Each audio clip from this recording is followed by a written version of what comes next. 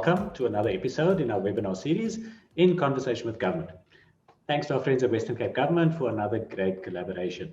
So this series of webinars aims to highlight the work of regional government in response to the immediate COVID-19 crisis and beyond.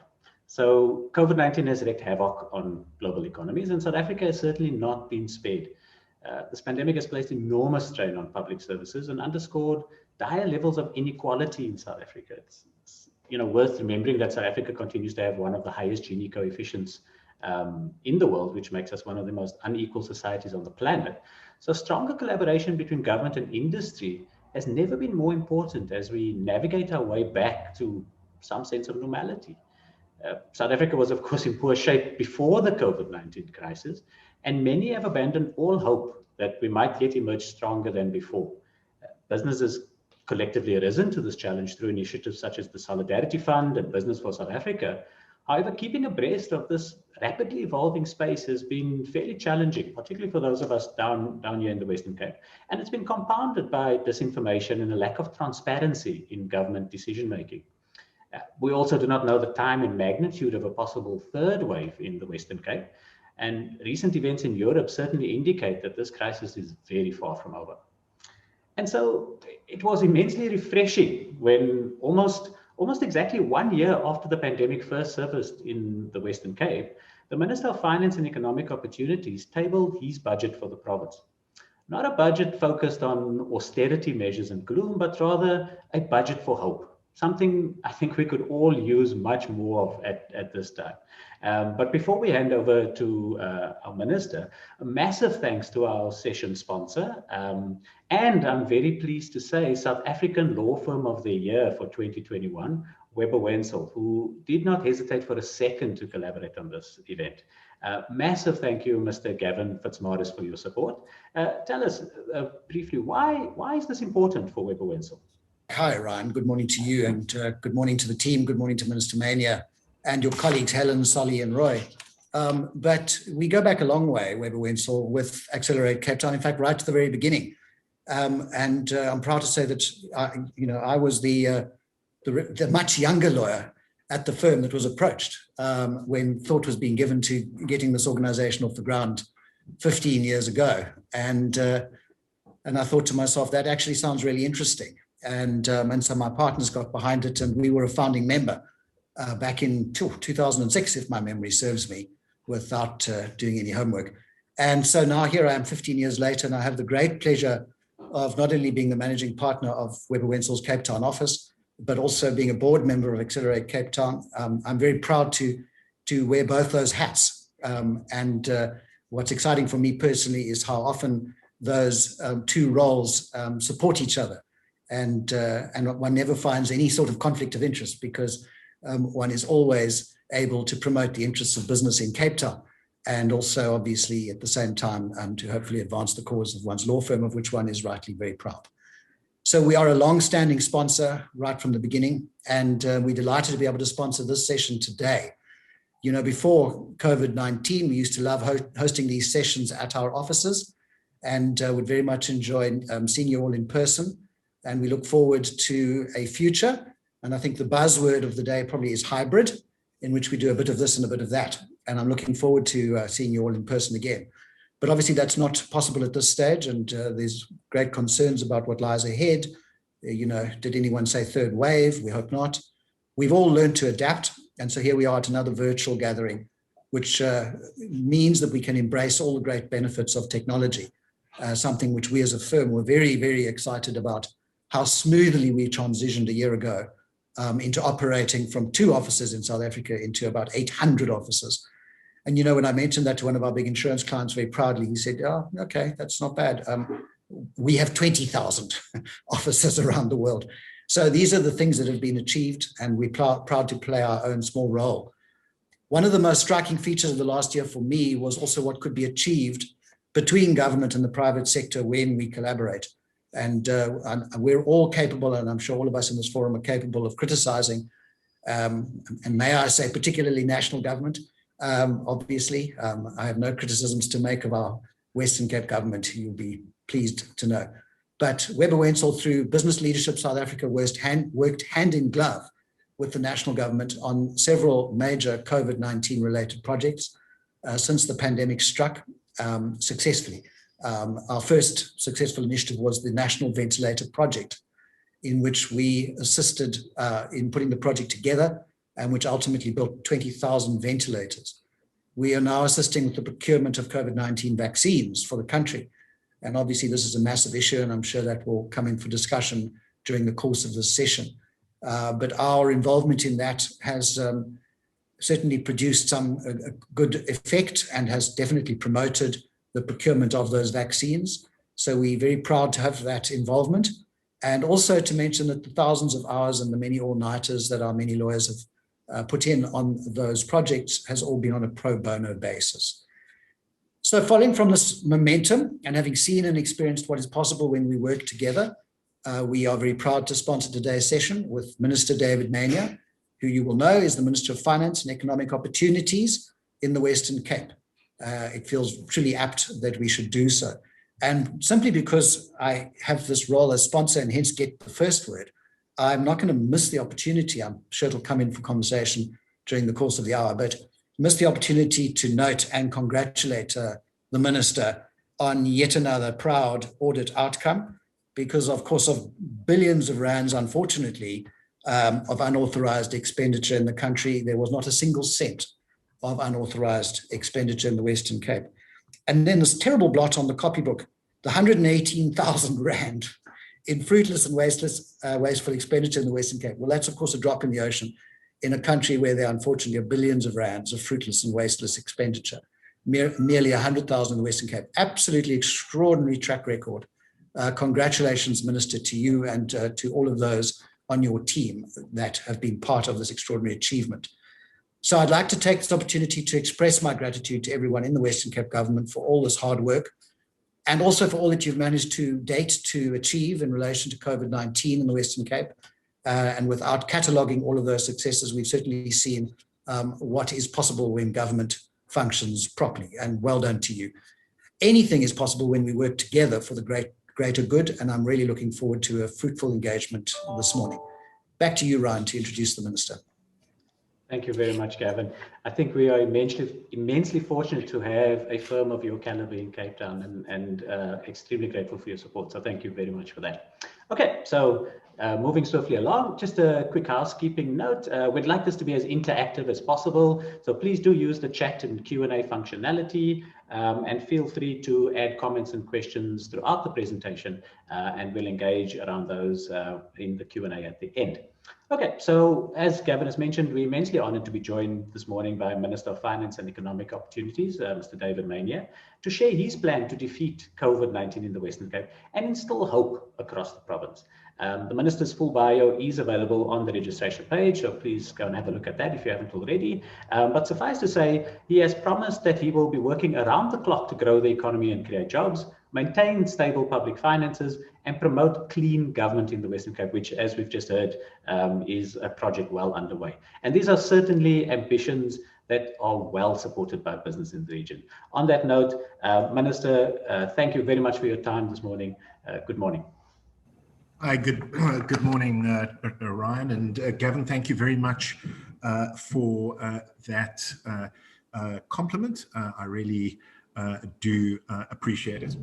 I want to begin by obviously thanking the team at Accelerate Cape Town for the kind invitation to what you've billed as a conversation with government, which of course for me, I think is an opportunity obviously to share some thoughts with you, but I think from my perspective is probably even more importantly, it's an opportunity for you and your members to share some of your thoughts with me, so that so that we can listen, so that we can learn, and so that we can understand the challenges you face, and obviously work together to find solutions to those challenges. Because I think in the end, we understand, I think better than our competitor provinces, that it is the private sector rather than the state which drives economic growth and creates jobs in the Western Cape.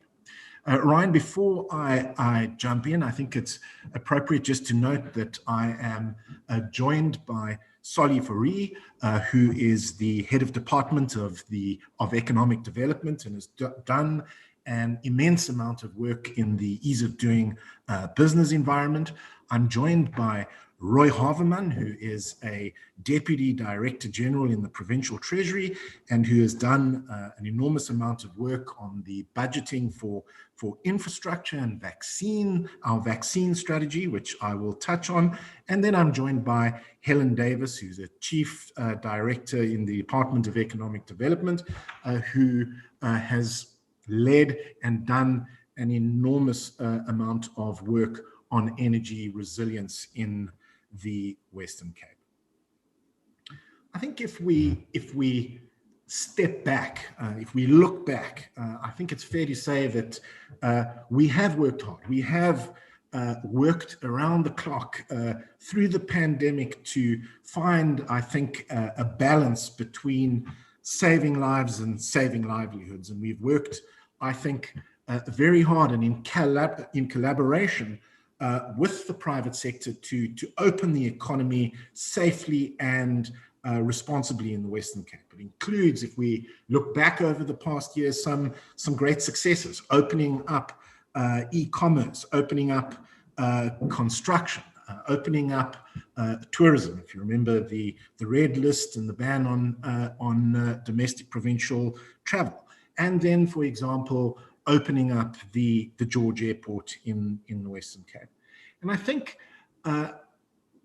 it's an important point to make that we have, I think, despite our differences, worked very closely with national government over the past year. And we've built, I would like to think, almost an informal, behind the scenes coalition with some members of national and other provincial governments, both at a political level and at a technical level, where we have been able, I think, to influence the direction of decisions towards averting, I think, some of the worst of the restrictions and to open up the economy, but of course to do so safely and responsibly across South Africa.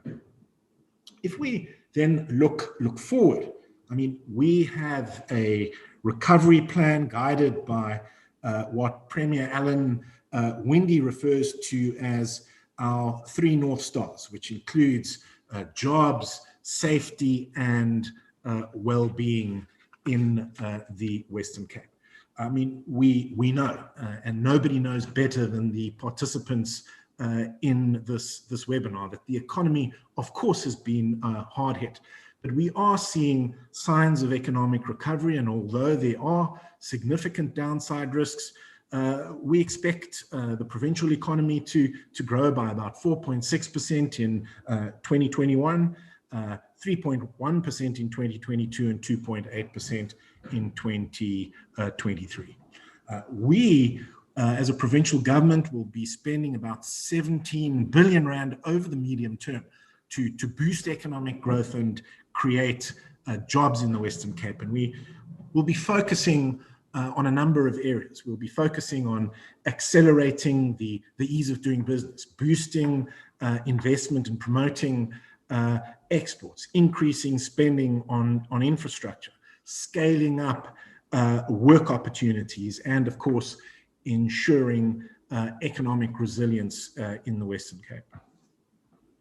In this session, we obviously do not have a lot of time, and so that I thought, rather than sharing a laundry list of what we regard as our successes, I would rather zero in briefly on a couple of the challenges which are keeping me awake at night. First, on the ease of doing business, which I've mentioned. I mean, since the launch of our red tape reduction unit, they have helped literally thousands of businesses tackle government bureaucracy that restricts economic growth. And in this financial year, or in the just past financial year, they dealt with, I think, 1,270 cases and maintained an overall resolution rate of about 80%.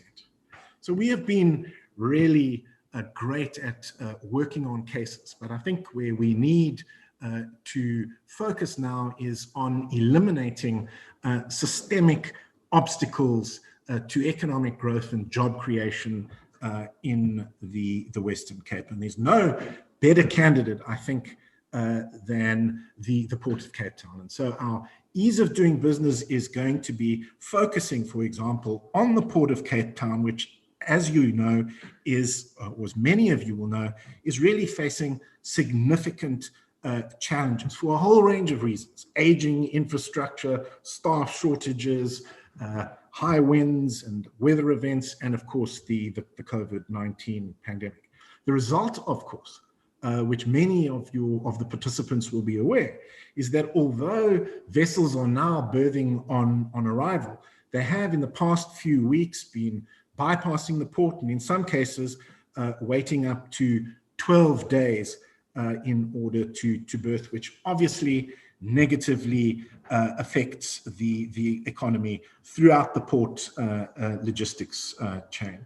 And in the end, the current terminal at the port is simply not able to service the volume of cargo that can potentially flow through the Port of Cape Town. And to deal with some of those challenges, we've set up a port task team, which is led by the Glenn Stain and the Ease of Doing Business unit, which really brings together all the stakeholders, the private and in the public sector, in the port logistics supply chain in order to deal with critical issues in the port. And although there have been some successes, the port still remains a significant constraint on economic growth in the Western Cape and requires, in my view, urgent intervention. So we have been meeting with the newly appointed CEO of Transnet Port Terminals, Velile Dube, who I have a very high regard for, and we have started a conversation about what we need to do in the short, medium, and long term to generate efficiencies in the Port of Cape Town. In the meantime, our Ease of Doing Business unit is working closely with Transnet Port Terminals to escalate urgent and critical issues and to try to find quick win solutions, particularly to the congestion challenges at the port. And in the next 2 weeks, we will complete 2 studies which will identify opportunities for improved efficiencies. One is a sort of pallet level information on fruit exports, which will assist in creating a planning tool for the 2 container terminals. And the other study looks at really the root causes of transporter congestion and makes recommendations for solutions to improve truck turnaround times at the port. But in the end, I've got to be frank, I think that the solution ultimately lies in a national policy shift, which would allow us to bring on board a private sector port operator.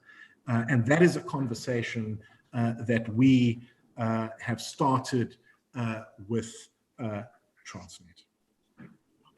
I think the second issue is the whole question of investment in infrastructure.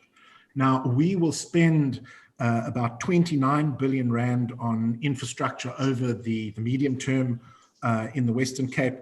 But the truth is only about 10% of that will be spent on new infrastructure assets. And so we need to find a way to accelerate investment in infrastructure to drive growth and create jobs.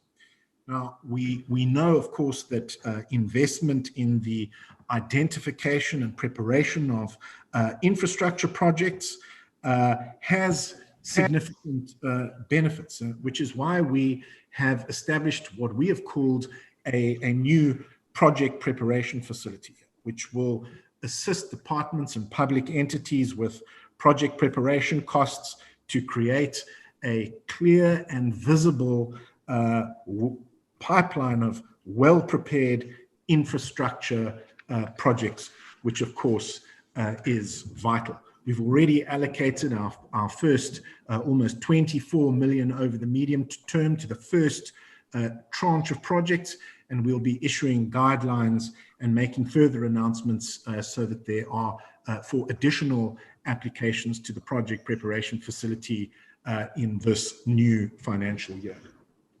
And of course, we are exploring options to expand private sector investment in infrastructure and also the possibility of borrowing under the borrowing powers of provincial government, which of course will be a real first. Yeah, when I get back is good. I think third is the whole question of economic resilience. Certainly, we have invested an enormous amount of time and effort over the past decade on building energy resilience in the Western Cape. We've worked hard, for example, with municipalities to drive the uptake of solar PV, and 24 municipalities now allow small-scale embedded generation. 19 municipalities also have approved feed-in tariffs where businesses or homeowners can be financially compensated, of course, for feeding excess electricity back into the grid.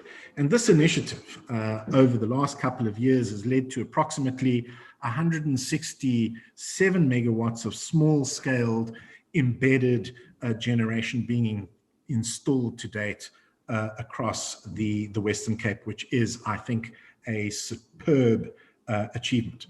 But the question is, where to from here? And we, in the last couple of weeks, have launched what we think is a very innovative program called the Municipal Energy Resilience Project, which is a bold, ambitious project aiming to assist municipalities to take advantage of the new energy regulations so that they can generate, procure, and sell their own power. And we will be spending about close to 70 million rand over the medium term on our municipal energy resilience project. We have already announced the candidate municipalities, which, if I recall, include Drakensberg, Mossel Bay, Overstrand, Saldanha Bay, Stellenbosch, and Swartland to start. And we now will begin to work closely with them in the first phase of the project to identify pioneering energy projects and to develop a roadmap to roll out these projects in the candidate municipalities. I think if we look at the past decade, an enormous amount of work has been done on the green economy, and we will certainly continue to work hard to build a greener and more energy secure province.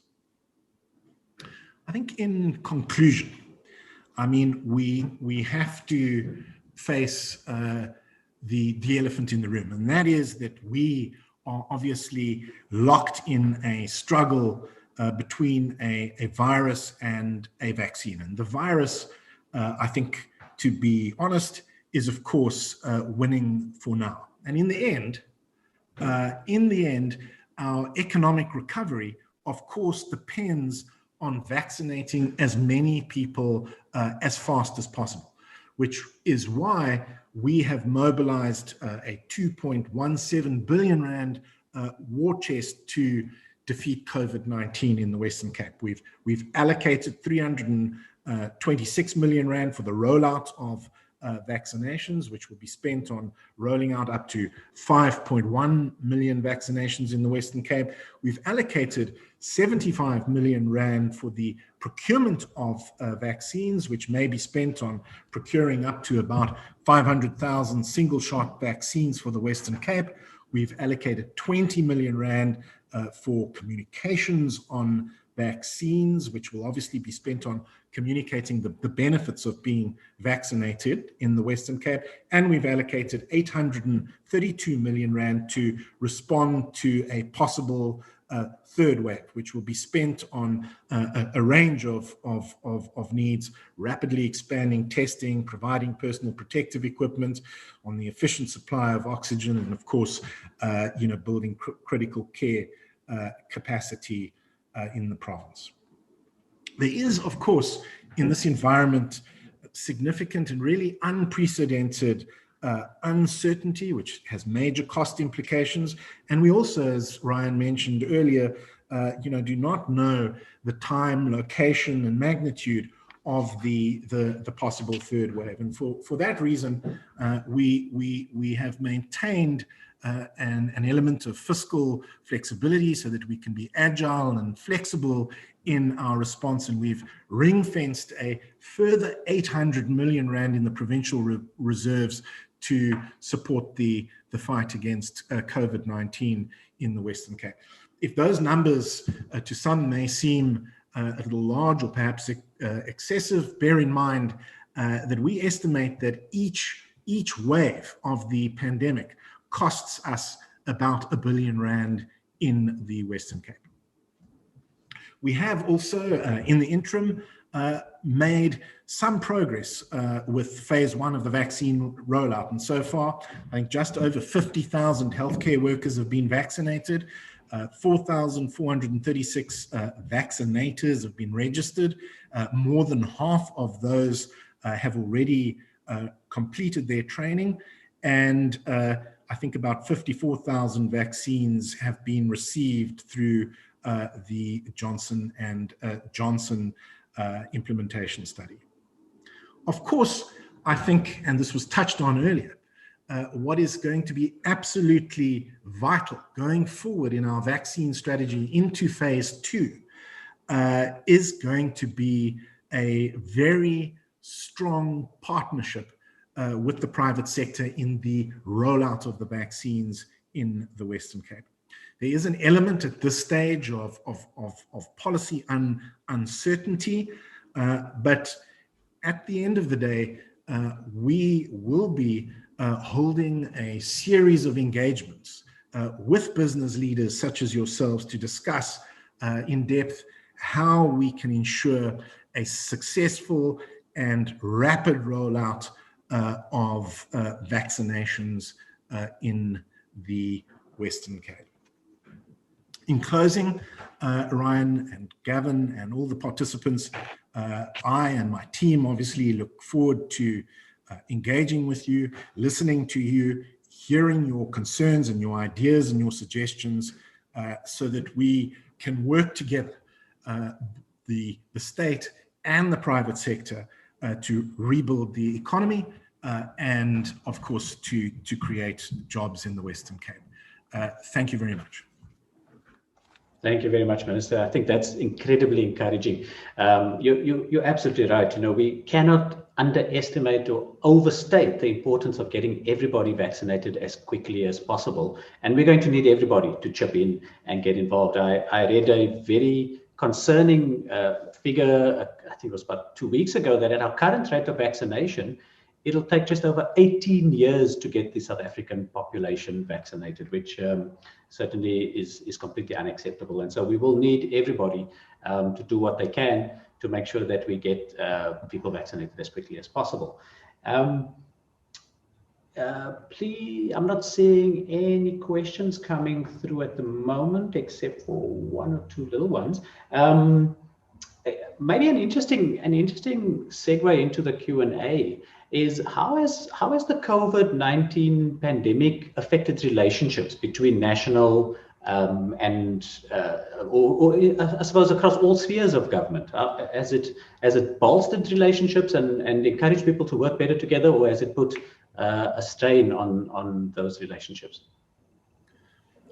Ryan, I must say from my perspective, and I very sort of briefly touched on it in my opening remarks. I mean, I think that to the extent that there may have been an upside to the pandemic, I think it is really, in my view, forged much closer relationships between national and provincial government, and so particularly in the past year.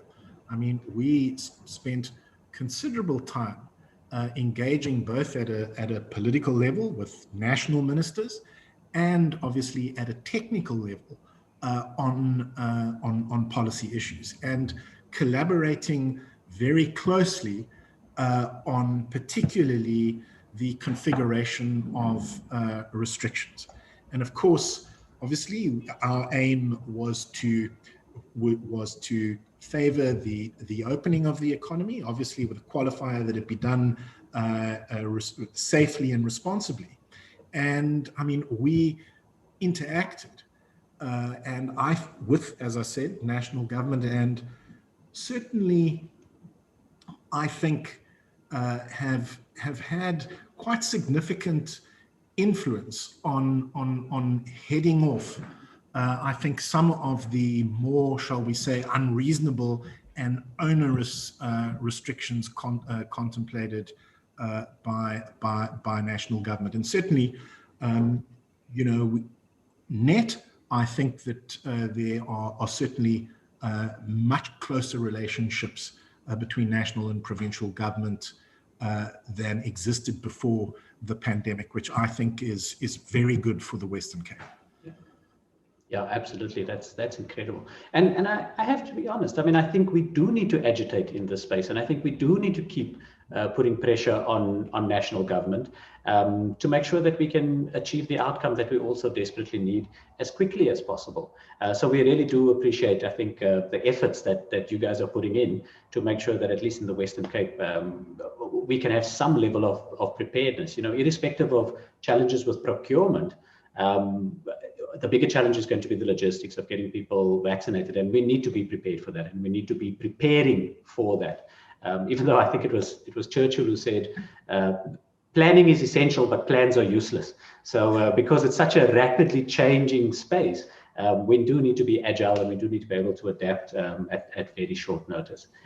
Ryan, I must say that at least, you know, when it comes to the economic and also the finance side of things, there's been quite a significant level of consultation, and of course, you know, national government, like any government, is complex.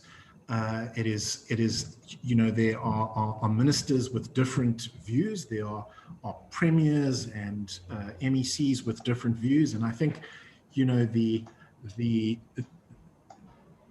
what we've done is really to try to identify like-minded allies in national government and provincial government to, you know, advance our views and our policy options. And I think we've done so with considerable success. And I mean, the person who's led this has, of course, been Premier Alan Winde through the Presidential Coordinating Council. I must commend you on your patience, I have to say, in dealing with national government. But nevertheless, let me not say too much of that. An interesting question from Sharon Malander. Thanks for that, Sharon. So in terms of the rollout of vaccines, so we obviously know frontliners will be prioritized and medical practitioners in the first phase.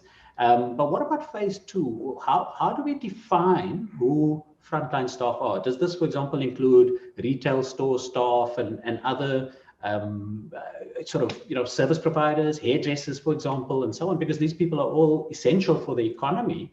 Can they be expected to be vaccinated during phase 2, or what's the current thinking on that? So Ryan, I mentioned in my remarks that there's, and I'm going to be frank with the participants, that there's still quite significant policy uncertainty from national government on this issue. And so, at least from my perspective, it is not, the government are focusing on, and let's be frank, struggling with phase one. And I think, thinking has started on about phase two, but a lot of these questions, remain unanswered at the moment. And we obviously have to work hard to get that kind of certainty. And it's exactly those kinds of issues that we want to traverse very frankly in our further engagements with business leaders. Now, Solly, who I introduced earlier, has done quite a lot of work in this domain. Solly, do you want to add anything to that? Yeah, sure, Minister. And I think it is one of those issues which are difficult. So in the province, we formulated a vaccine steering committee under the leadership of our Department of Health. And there are subcommittees, of which there is a big private sector subcommittee. At the moment, that committee is represented, or business is represented by Business for South Africa, and largely the private health players are on that committee. We are now looking at expanding that. And so I think one of the questions from Sharon Melander's point of view is, where does retail staff fit into that? At the moment, the view is that there are going to be 3 phases of rollout. So the phase 1 is going to be all healthcare workers, as we know. The Minister has spoken about that. Phase 2 is going to be where there is a rollout of everybody over 70, for instance, or over 60. Those kind of parameters need to be finalized. And then there are 2 other phases that follows after that. And then all workers that's relative to those age groups will then slot into that. We are having some, as Melissa mentioned, some discussions on sector-specific interests, and those meetings are going to be called very, very shortly. We've already spoken to the Consumer Goods Council as a representative body. But I do know that the retail sector has also got their own representative body, and we'll be calling that meeting quite shortly, as we will for other sectors such as the insurance sector or the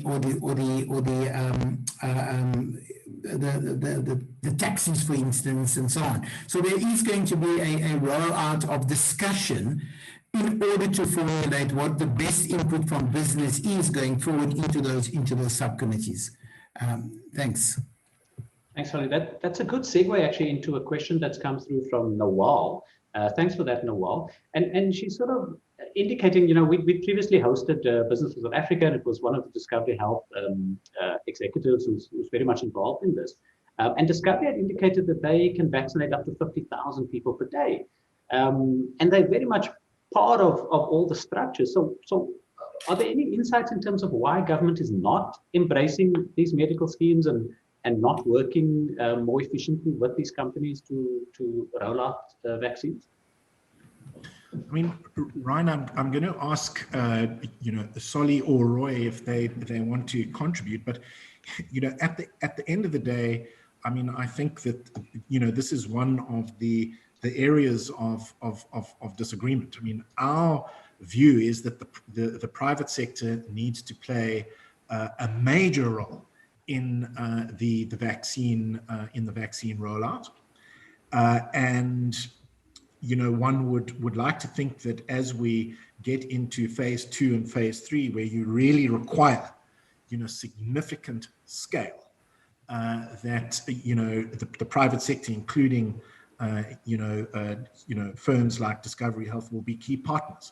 But this is one of the areas of disagreement. I don't know if Solly or Roy, who've done some work in this area, want to supplement that reply. So again, I'm going to just reiterate this issue of the uncertainty that lies around that, and it is going to be very necessary once we get to the logistics part, the rollout part.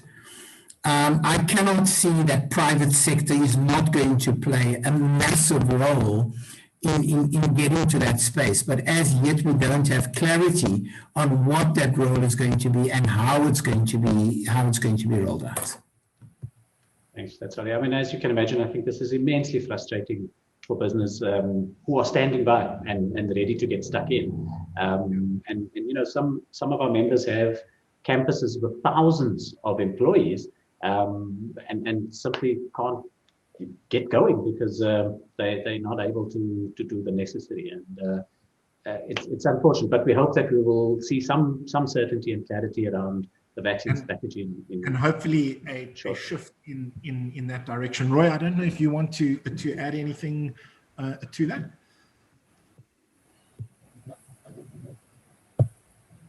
I think you're on mute, Roy. You're muted, Roy.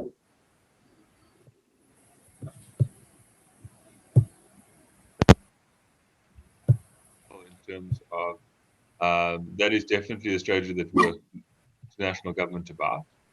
I think there are lots of opportunities for business to get involved in the actual logistic component of the rollout strategy. And I mean, I think where we need there first is obviously a steady supply of vaccines, which I think has become quite one of the crucial points which we're working on. That's right. And I think something that is important. I mean, even although, I mean, we would think that, you know, the policy set at the moment or the policy direction at the moment, you know, needs to be shifted.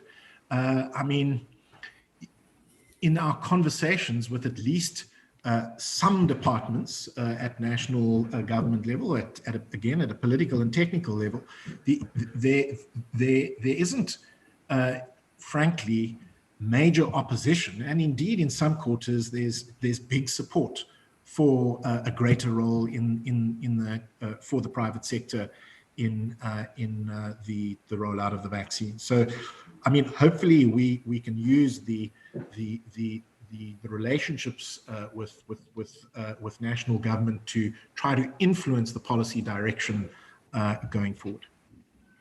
And I mean, to a certain extent, I can almost appreciate some of the caution in the space. I was part of a very interesting conversation not so long ago where a group of executives were trying to convince me that they should be prioritized because it's a lot harder to replace an executive than it is to replace, for example, a frontline person like a cashier, which I personally don't necessarily agree with. And you can see how government would want to discourage that kind of thinking where sort of the leaders insist they're more important than anyone else and are irreplaceable and need to be vaccinated ahead of the curve. I think we'll probably start moving off the vaccine discussion. But one final question that's come through from Paula, thanks for that, Paula, around herd immunity in the Western Cape. Any thoughts around what that percentage might be? She said she's read it may be as high as 66% in low-income, high-density areas. Does that sound about accurate? So, Ryan, I'm probably not the best person to comment on this. I also understand that it's in the 66 to 70% range. Roy, I don't know if you want to take a stab at this. I mean, you during the budget process, you know, obviously delved into this quite extensively. Yeah, there are quite a number of estimates out there. So, I mean, I have also read the 60 to 70% estimate, and that is, I think, comes from data particularly around vulnerable people that have come into hospital for other things like HIV and TB testing. It's quite difficult to get a firm number without a proper test across the entire population. There are other estimates that are actually lower than that where they've done a sample, but at this stage it's very difficult to get a sort of a comprehensive number. I know the Department of Health is doing some excellent work on all the different data sets that they can get, including, interesting enough, you know, sewage data and testing of people that come into facilities for any number of different complaints. But the problem is that the people that they're seeing generally have got COVID already because it's because of comorbidities. So it's quite difficult to get a definite number right now. and it's complicated by so many things, different variants and so on. But maybe to close off on that, an interesting idea or thought that Adrian Gore shared recently was that if you look at the number of people who have died from COVID, we all accept that what's reported is way below the actual number, and you've got to look at excess deaths. And at the guys at Discovery are fairly convinced that the excess deaths were all effectively COVID. And so if you add the excess deaths into that figure and you have an adjusted number of people who have died, and you assume that this is in keeping with the sort of percentage globally, then it actually indicates that as much as half of the South African population has already had COVID, which may bode quite well for herd immunity, depending on how successive variants may impact if you've already had a different variant. So I thought that was some positive news and instills a little bit of hope that we may get to herd immunity a lot quicker than expected.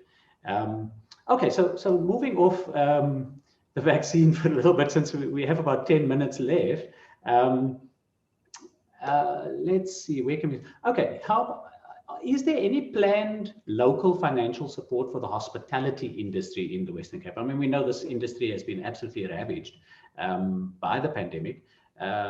Any localized financial support? So right now, I will ask Solly to answer the question, but certainly, when it comes to the tourism and hospitality sector, I mean, we in the last financial year set up what we called a COVID relief fund, where we allocated about 38 million rand to distressed businesses.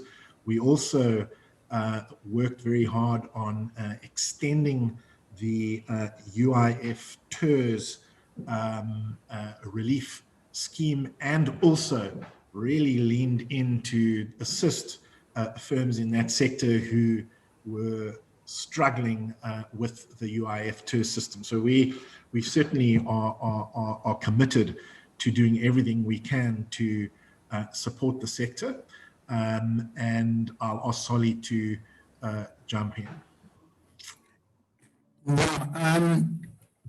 Obviously, the problem of businesses suffering under COVID, I mean, extended much more than just hospitality, for instance. So we've had a situation where tourism in the Western Cape, they lost a significant amount of jobs, around 75,000 jobs in the year.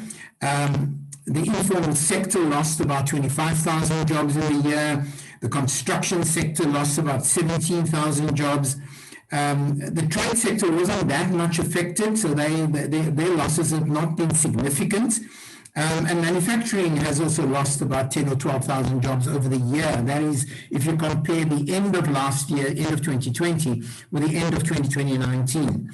So the COVID relief fund was not specifically aimed at a specific sector or a specific business, but it was for all funds. And as Minister said, 38 million rand was put in there. I think about 250 businesses were supported from that fund, and they came from various sectors, including hospitality. And so I think it's important to note that the provincial government did put out that. We are beginning to see quite significant amount of upticks on domestic tourism, and that is helping the tourism industry to a degree. But of course, the big challenge is that the tourism industry and the hospitality sector really needs to get international tourists back, and that we're working quite hard through our agency Westgrow to start looking at how do we promote that. But of course, it all depends on lockdowns and travel restrictions, etc. I think what is important is, I do want to just make mention that we do have a red tape reduction unit that assists firms who are struggling with the TERS UIF payments. and please utilize that facility, because we do go out and help quite a bit on that. And I think, Ryan, that it is something that your members can, in fact, also just log into our red tape reduction unit to give them support on accessing the UIF TIRS payments. Thanks for that, Sally. I think it actually answers another question from Paula again. Thanks, Paula, who was asking around opening up of flights into the Western Cape again. I mean, we know Westra has done some amazing work with the Air Access project, which has been instrumental in opening up trade routes as well as channels for foreign tourists to visit us. But, you know, unfortunately, we got labeled with a South African variant, which is a little bit unfortunate because there are variants all around the world, and we just happen to have the scientists who are able to identify one. But that has negatively impacted flights into South Africa, and obviously flights out of South Africa.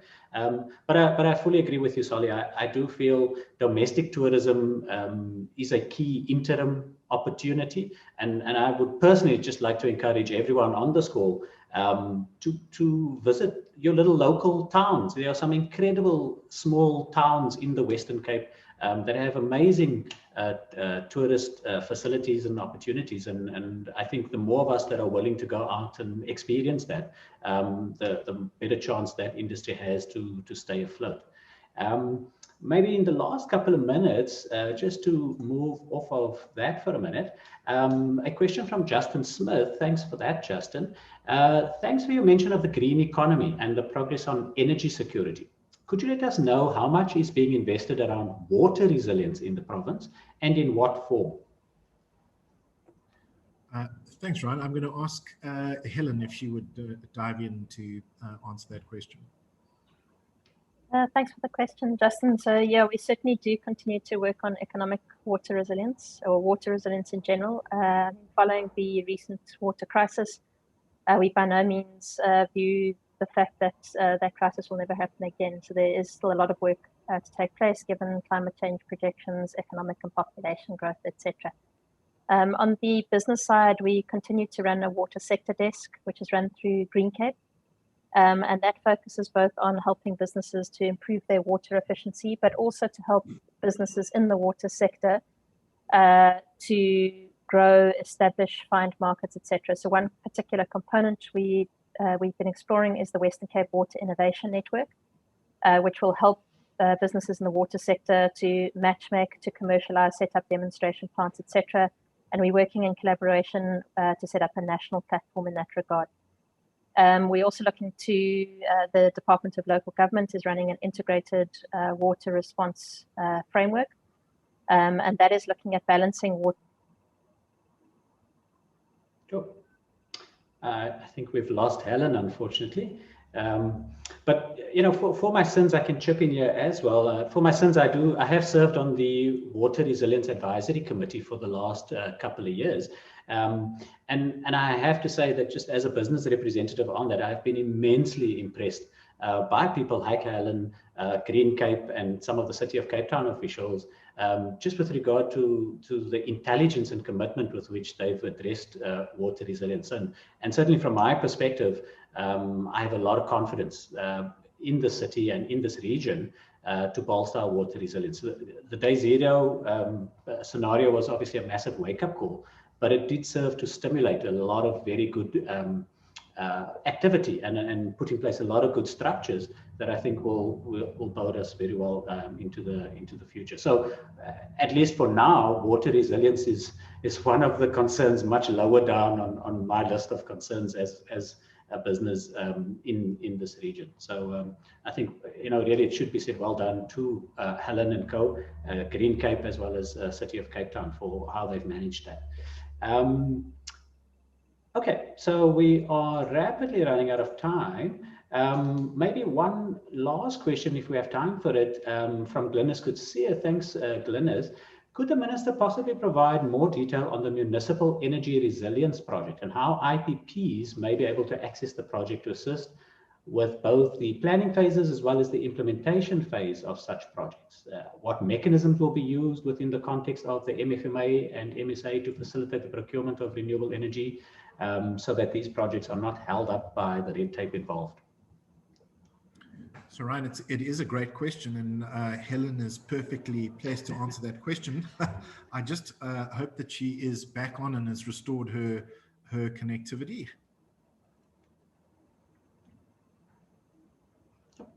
Doesn't look like it. Helen, are you still with us? Unfortunately not. Sorry, Glenys. Unfortunately, the details of that question are with Helen, and it seems Helen is being load shed at the moment. So we hope she'll join us before the end, but if not, I'm sure she'd be very happy to respond to you directly with a response on that. Ryan, it is quite a complex, it's a very complex environment, so I'm hesitant to take a stab at that reply. But if you could furnish us with the details, we will then reply in writing to provide all the necessary information. Absolutely, will do, no problem at all. I'm not sure if Helen has rejoined yet. Helen, if you are around, perhaps you could just jump on. But Glenys has kindly provided her email so we could get back to her. Oh, Helen, welcome back. Hi, apologies for that. My computer decided to do a restart. So I was speaking faster and faster to try to beat it, but didn't quite manage. Yeah, so I'll finish on the water question first. So the Western Cape Integrated Drought and Water Response Plan is being driven by our Department of Local Government. And then there's also a Western Cape Hydroeconomic Study, which is World Bank funded, but has on it both provincial government, City of Cape Town, other local municipalities, and importantly, national government water and sanitation. So those two pieces of work are critically trying to relook and confirm governance structures, but also to look at some of the key issues that came up during the crisis. So things like how we balance water allocations and supply discussions between rural areas and between urban areas, how we balance water requirements, restrictions, etc., between residential areas, commercial, industrial areas, municipal needs, etc. And then importantly, also, how do we standardize or look at standardizing things like water restrictions, tariffs, etc. So there's a lot of work happening in that space at the moment, which will hopefully help us to manage things better going forward and implement the required infrastructure that's required once we're clear as to who's able to implement what, who's able to pay for what, etc. And then lastly, the Department of Environmental Affairs and Development Planning continued to work on ecological infrastructure, so a strategic approach to alien clearing, etc. So there continues to be a lot of work. There's certainly an acknowledgement that there's work required to still ensure that we are water resilient in the province. Thanks. Thanks, Helen. Helen, there was then a question which is in the chat, I think, just a further question about the energy resilience. So the question was how IPPs may be able to access the Municipal Energy Resilience Project to assist with both the planning phases as well as the implementation phase. Okay, thanks for that. Sorry, my chat box is cleared with the restart. But essentially, part of what we're trying to achieve in the MER initiative is to really avoid municipalities being inundated with energy solutions or offers before they know what projects or solutions that are going to be appropriate for them. So the first phase of the MER project is to develop business cases, and those are business cases developed for four what we call components, being utility scale energy, distributed scale energy, small scale embedded generation, and then also large energy storage systems. Those business cases are then going to enable the identification of potential pioneering projects, and then we'll do pre-feasibility studies on those to identify pioneering projects that could then be implemented. We'll then match those against the candidate municipalities, essentially to look at which projects may land best within municipalities. That further feasibility and project development work that will take place after that will lead into the issuing of RFIs, request for information, request for quotations, and request for proposals. So depending on the nature of the energy sector service provider, there could be an opportunity to get involved at different points in the project. We currently have two big service provider teams on board that are running with the work on the business case development that will also be supporting us in the pre-feasibility, feasibility studies to identify and select projects. But in terms of further service providers, It depends on whether they would be involved in some of the further preparation work versus the physical project implementation side. We will be issuing supply chain documents, etc., as we go through, as and when we require those services. Just one thing I would like to stress is that is for energy sector service providers, if you engage with municipalities to market services outside of formal supply chain processes, just an advisory to refrain or be cautious about influencing processes, because those could then at a later stage render them eligible for tendering for contracts. But yeah, there is a lot of work underway already. There's a lot further preparation and implementation work required, and we'll follow due supply chain processes in that regard. We'll also provide further information in our FAQs on our website. Thanks very much. Fantastic. Thanks, Helen. We've unfortunately run out of time. Sorry, Robin, and all the other questions that we haven't gotten to. Perhaps we can engage on those in the next session. We look forward to hosting that. But to close out, Minister Maynier, thank you again very much. Any last words from you? I think really just simply to say, I mean, that we in the Western Cape government are completely committed to building a very strong partnership with the private sector, and we are committed to building a strong partnership with the private sector, especially in relation to the rollout of the vaccine in the Western Cape, and we certainly look forward to further engagements with business leaders, and we remain open for business in the Western Cape. Fantastic. Thank you very much, Minister of Finance and Economic Opportunities, MC David Maynier. Thank you very much for your time and attention this morning. Weber Wenzel, Gavin Fitzmaurice, thank you very much for your support. And lastly, to all attendees and everyone on the session this morning, thank you very much for your time, for your questions, and for your level of engagement. We look forward to working hand in hand with government and all other parties as we make this province the best in the country. Thank you very much. Have a fantastic day. Bye-bye. Thank you, Ryan.